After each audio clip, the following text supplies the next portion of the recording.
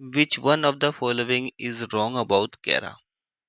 बताना है कि कौन सी चीज जो है, कौन सा स्टेटमेंट जो है वो रॉन्ग है, कि किसके बारे में, कैरा के बारे में। तो जब कैरा को देखोगे तो कैरा का जो रिप्रोडक्टिव ऑर्गन होता है वो इस तरीके के होते हैं। एक कैरा इस तरीके का है, ठीक है। उसमें ऊपर की तरफ एक कोन की तरीके की चीजें निकली रहेंगी इस तरीके की, ठीक है। तो इसको हम कहते हैं कि ये हमारा ओगोनियम है,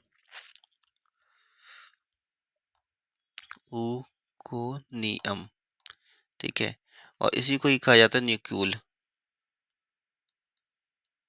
ठीक है। नीचे की तरफ एक ओवल पार्ट होता है, गोल स्फेरिकल पार्ट होता है, जिसको हम कहते हैं एंथेरिडियम्स, ठीक है। इस एंथेरिडियम को कहा जाता है ग्लोब्यूल, ठीक है। तो अब देखो, हम स्टेटमेंट के अकॉर्डिंग देखते हैं। स्टेटमेंट फर्स्ट कहता है कि अपर ओगोनियम, ऊपर ओगोनियम होता है और लोअर राउंड एंथेरिडियम होता है, नीचे एंथेरिडियम होता है। बिल्कुल सही, ऊपर ओगोनियम है, नीचे एंथेरिडियम है। तो ये जो है ऑप्शन, ये स्टेटमेंट जो है पहला वाला राइट है, ठीक है। पर हमें कौन सा ढूंढना है, रॉन्ग स्टेटमेंट जो है वो हमें ढूंढना है, ठीक है।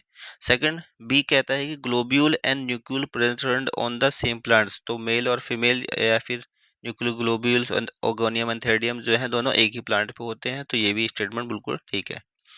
अपर एंथेरिडियम होता है, लोअर ओगोनियम होता है। तो ये वाला देखो आप, अपर एंथेरिडियम लिखा हुआ है, ऊपर की तरफ क्या है, ओगोनियम है। तो ये जो हो गया गलत हो गया। और लोअर क्या है, ओगोनियम है, नीचे एंथेरिडियम है पर ओगोनियम नहीं है, तो ये भी गलत हो गया।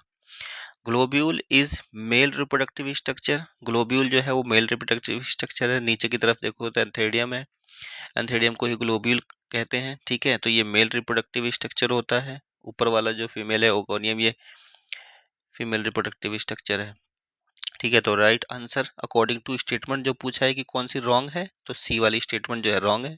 क्वेश्चन के अकॉर्डिंग सी वाला हमारा राइट आंसर हो गया, ठीक है। रॉन्ग स्टेटमेंट बतानी थी कैरा के बारे में, कैरा के बारे में रॉन्ग स्टेटमेंट है सी।